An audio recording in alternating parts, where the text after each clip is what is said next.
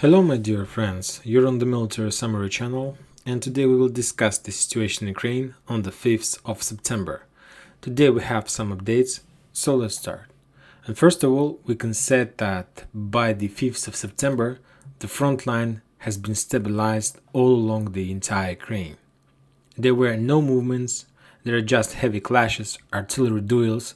The Ukrainians made few attempts of counter-offensive operation trying to penetrate the Russian defense, but all their attempts were failed. So let's start. And first we're going to discuss the report of Ministry of Defense of Russian Federation. The Russians are saying that as a result of the previous 24 hours, the Ukrainians lost up to 220 soldiers and up to 35 armored vehicles, and mainly the Russians were talking about another attempt, another day of counter-offensive operation in Kherson district. And that's it about this area, no more updates about the losses among brigades and so on. So as you can see, the Ukrainian losses reduced every day, day by day. They started in 1,200 soldiers, and today their losses is just 220 losses. We can say that just regular clashes. It's the number of regular clashes along the front line.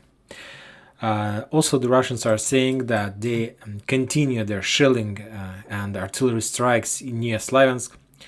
Today they reported about 81st Air Mobile Brigade, and this brigade lost up to 70 soldiers in the area of Krasnopolye. This is the main fortification of Ukrainians on the north of Slaviansk bridgehead. As you know, this area, we're talking about Mazanovka, Dolina, used to be under Russians. Before, these towns used to be under Ukrainians. Now these towns under Ukrainians again. So this is the gray zone, and the Ukrainians trying to keep this area as long as possible because they understand that if this area collapses, the Russians will be able to cross the forest, and the Russians will be able to get to Adamovka, Mikolskoye, Khristiche, and after that the battle for Slaviansk is going to start. Also, we got some updates from the Special Battalion Kraken near Kharkiv. This is their main base. The Russians are saying that as a result of attack, this battalion lost up to 30 soldiers and 10 armored vehicles. Now let's discuss the front lines in more details. First, we're going to discuss our famous Kherson district, where the Ukrainians tried to do counter-offensive operation. I suppose that they will continue, but for now they need to do some regroup, to bring more armor, equipment, and so on. So if we're talking about the south area, the Ukrainians attacked in direction of Alexandrovka, and also the Ukrainians tried to attack in direction of Kherson from Posad Pokrovsk. In this area, they were attacking in their regular manner to attack Ternovo Pody, they were attacking Zelený Gai, and they were attacking Blagodatna itself. This small town, according to this map, this town is under Ukrainian control. But if we're talking about the Russian sources, the Russians confirms that this small town is under Russian control. So the Ukrainians were trying to attack this area, and they used something around 1 BTG in these purposes. The Russians mentioned that after artillery preparation, but if we're talking about artillery preparation, the Ukrainians used just tanks for these purposes. They didn't use like long-range artillery, just tanks. So after a tank attack, they sent some infantry in this direction, but they were defeated in this area. Furthermore, the Russians are saying that the commander of 24th Brigade was killed in this area. As you can see, the Ukrainians changed their tactic. If we're talking about the first period of war, we couldn't see the brigade commanders on the front line. Mainly the Ukrainians were fighting as according to the NATO standards. That means that they were just the infantry, and if we're talking about the officers, the higher officer was the sergeants on the front line. We couldn't see lieutenants, majors, colonels, and so on. They were just sergeants. It's like according to the NATO standards. But as you can see, during the previous months, they have changed their tactic, and now we can see more and more. There are more and more cases of higher officers, ranked officers on the front line. What does it mean? That means that the Ukrainians understand that they need to raise up their forces, their infantry in attack. and sometimes it's impossible to do with the infantry, with this regular people who was months ago was a regular civilian, a teacher or something like this, and now they need to arrest them to start offensive operation. So that's why the Ukrainian commander decided to change this tactic and to start fight as they used to according to the Soviet school, when the higher officer commanders also involved in their offensive operation. And if you remember, at the beginning of the special operation, we got a lot of updates from the Russian side that a lot of generals were killed during the storm operation and so on. So now the Ukrainians are doing the same, because they have problem of motivation on the front line, and they decided to fix the problem with motivation using the higher skilled and higher ranked officer on the front line. So the Ukrainians were defeated near Posad-Pokrovsk. They lost a few armored vehicles, few tanks, few trucks, few just regular vehicles, and they moved on their previous positions. If we're talking about Snegirivka, the front line is stable here. The only difference is that Ukrainians are shelling down Snegirivka with artillery, and that means that they're shelling also the residential area, and every day we have more and more updates about the casualties among civilians in this town. If we are talking about the bridgehead between Andreevka, Lazov, and Belogorka in this area, we understand that the most important thing in this bridgehead is the pontoon bridges. And the Ukrainians started this offensive operation with 3 pontoon bridges, then they lost all of them. Then they got new pontoon bridge that belonged to the Russians, and that was located near Blagodatovka. Also, during the previous days, they managed to restore one of the pontoon bridges in this area, but today we got another update that they lost all 3 pontoon bridges near Lazov and Belogorka, and they still have just one pontoon bridge near Blagodatovka. So as you can see, their logistic possibilities is very limited.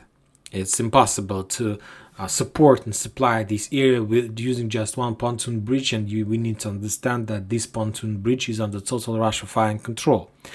There are a lot of forces. The Ukrainians still have some possibilities how to move more and more force in this area, but anyway, their possibilities are very limited by the Russians. Furthermore, today we got update that the Russians return control over small town Kostromka, this one. So the Ukrainian bridgehead reduced day by day, and no matter that the front line is stable, I suppose that the Ukrainians are going to lose this front line in the future, in the very near future. We got a lot of updates from the Ukrainians military authorities, and most of the Russian military experts are saying that the main attack, the Ukrainian main attack, is the area between Vysokopolye, Olginar, Arkhangelsk, this area. In this area, you don't need to cross any river, you don't need to build any pontoon bridge, you just can use fields and to attack the Russians using the broad front line attack. So that's why I suppose that Ukrainians, maybe they will keep this bridgehead for a while, but anyway, they will leave this position because of it's very difficult to keep this area. But if we're talking about Vysokopolye, Olgin, as you can see, the Russian sources map has been updated. Vysokopolye, according to this map, is under Ukrainian control, but this town is still in the gray zone. Some Russian sources still confirms that the Russians have some access to the south part of this town. I don't have any video or photo confirmation about this, so I suppose that this town is in the gray zone, and furthermore, the Ukrainians managed to take the north part of Olgina, but anyway, we can also say that this front line has been stabilized by the parties. Arkhangelsk is split in 2 parts, Olgina is split in 2 parts, and the east area is without any changes. The situation is as it was before the counter-offensive operation. The Russians, as you can see, are shelling this area heavily. They attacked the warehouse ammo depot in Mykolaiivka, trying to slow down the Ukrainian offensive operation. They destroyed some headquarters near the town Apostolova in this area, trying to disorganize the Ukrainian forces. Furthermore, the Russians attacked the headquarters and the positions of 57th Brigade, the mechanized brigade. The Russians didn't give us any number about the losses among this brigade, but I suppose that they will give us this number tomorrow. and they will include this number in tomorrow's report. The Ukrainians continue shelling the bridges in this area, trying to reduce their supply and support of this area. So everything as usual before the counteroffensive operation. Now let's talk about Energodar. As you can see, today we got a report that Ukrainians started shelling of this town all along the coast of this river, starting from Kam'yana-Dniprovsk, Vodyane, Energodar. All these towns were under fire.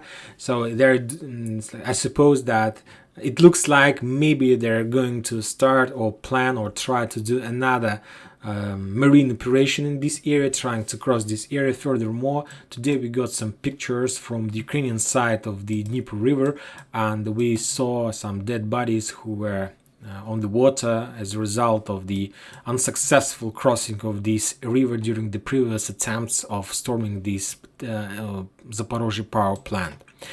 Now we are moving in direction of Donetsk. If we're talking about the area between Zaporozhye towards the Velika Novoselka, there is not much changes. The only thing that the Russians are saying that they destroyed a few ammo depots, some drones were shut down, like some headquarters were destroyed. So nothing special, just a regular routine on the front line in this area.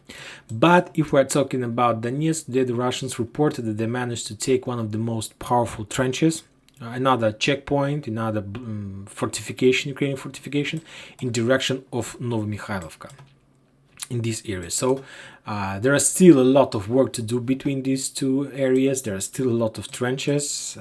But anyway, the Russians are saying that these trenches is very important because they're on the highland. And from this area, the Russians are able to pin down the Ukrainians around this area. So, of course, they will be able to control the Ukrainians on the north part of Novomikhailivka.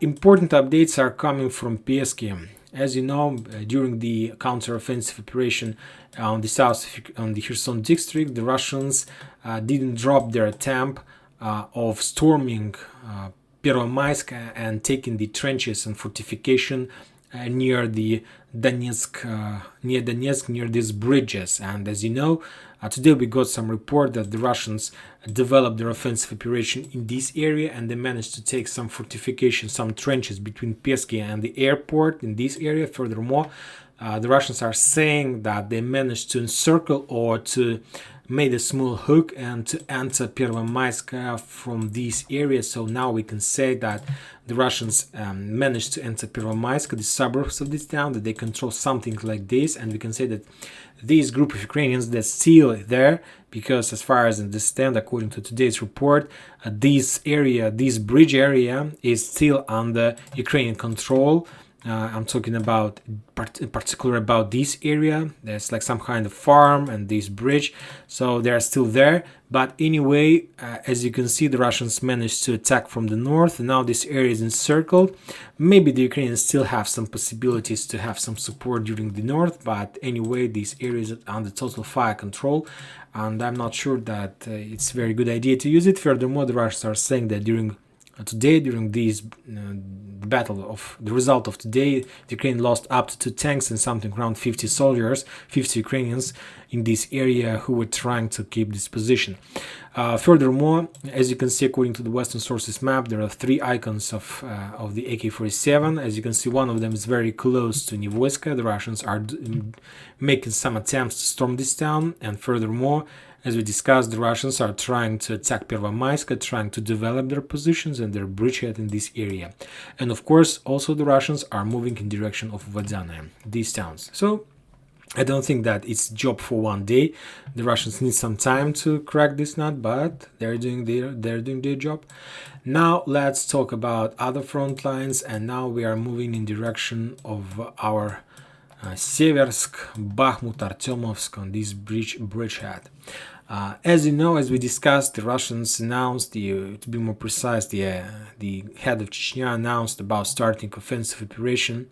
His Ahmad special forces returned to the front line, and if we're talking about Ahmad, they are famous for the operation in Mariupol. Ahmad was one of the forces who were involved in the storm operation of Mariupol. If we're talking about Ahmad, these guys were taking Severodonetsk and Rubizhnoye. So these guys is very professional, and they know what to do in towns. among buildings, among apartments, so on. So as you can see, the Wagners, they entered the east part of Bakhmut, and they did this even 2 weeks ago, but they didn't develop their offensive preparation because this is not their job. They're not fighting in the towns. Their main job on fields and trying to small towns, as I understand from the situation we see. But the Russians moved Akhmat. So as I told you, they are experienced in the city battles in towns. So I suppose that maybe the next week we're going to see some activization in Bakhmut and activization in Seversk. And if you're talking about Seversk, more and more sources every day, every hour, we got some pictures, some video confirmation from the Russian side of columns of convoys of armored vehicles, tanks, trucks, infantry that moves in direction of Seversk. The Russians concentrated their fist on the line between Bilogorka, oil refinery, Lysychansk oil refinery, and Spornaya and Berestova, and from these directions they're trying, as far as I understand, according to the Russian sources, they're planning to attack using the broad front line tactic, and to reduce the Ukrainians near Seversk as much as possible, and just to penetrate this defense line and to move in direction of Slaviansk. If we are talking about Slaviansk bridgehead, there is no changes. There are no changes. The only thing that we discussed at the beginning of this video, that the Russians attacked the positions of this 81st Air Mobile Brigade, and they have had some losses during the previous hours. Another important updates are coming from the north of Ukraine, from Kharkiv area. The piece of news is totally opposite from both parties. If you're talking about the Ukrainians, they're preparing something. There are a lot of forces there, but today, during the day, we got some updates that the Russians started some movements from Stare Saltov, Verkhny Saltov, this town, in direction of Shestakova. So we can say that square between Shestakova, Fyodorovka, Verkhny Saltov, Bayrak, this is in the gray zone, and the Russians are doing their something. There are not much updates, not a lot of information we have from this area, but anyway, as I see, the Russians started something, and I suppose that soon we're going to receive more updates about the situation and new results of the Russian counteroffensive operation. But maybe this is the same situation as we saw in Kherson district. If you remember, the Ukrainians started their counteroffensive operation as soon as they lost Blagodatne and Blagodatovka, these two towns. The Russians reported about their success, that they took these towns, and after that the Ukrainians immediately started their counteroffensive operation. And if you remember, the Russians reported that was not even an offensive operation. That was some kind of recco in combat, and that was very successful recco in combat. And as a result of those reccos in combat, the Russians took these towns. And right after that, the Ukrainians started their biggest offensive operation in Kherson district. So I suppose that the Russians are doing in this area the same. I suppose, and I think, that there are a lot of high vehicles, a lot of tanks in this area, and now the Russians, they understand that the Ukrainians are preparing something, but they don't know exactly where their main destination of their attack.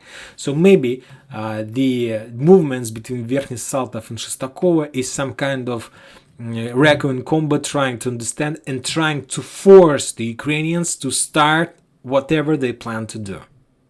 So anyway, if this Russian started something, I suppose that maybe soon we're going to see the real face of the Ukrainian in this area. And that's it for today. Military Summary channel reminds you to be condemn any violence in Ukraine. Thank you for watching. Subscribe to my channel, put your likes, join my Patreon, and have a good day. Thank you. Bye bye.